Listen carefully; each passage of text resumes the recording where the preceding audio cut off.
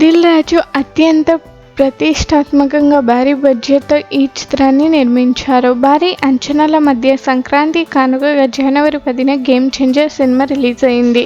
మొదటి రోజు 180 కోట్లకు పైగా వసూళ్లు రాబట్టి రికార్డులు కొల్లగొట్టింది. అయితే లాంగ్ రన్లో మాత్రం ఈ సినిమా పెద్దగా వసూళ్లు రాబట్టలేకపోయింది.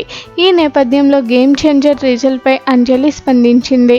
అంజలి నటించిన మదగజరాజు జనవరి 31న రిలీజ్ కాబోతుంది.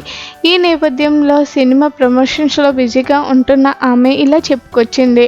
ఓ నటిగా తన పని మాత్రమే చేస్తానని చెప్పింది. తనను నమ్మి తన పాత్రను డిజైన్ చేసినప్పుడు దానికి 100% న్యాయం చేయడం తన బాధ్యత అని, అక్కడితోనే తన పని అయిపోతుందని చెప్పింది అంజలి.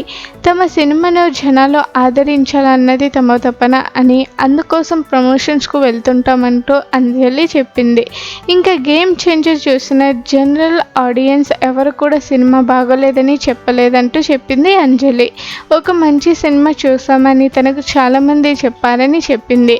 ఒక సినిమా బాగుండటం వేరు, మంచి సినిమా అనడం వేరని, గేమ్ చేంజర్ మంచి సినిమా అంటూ స్టేట్మెంట్ ఇచ్చింది.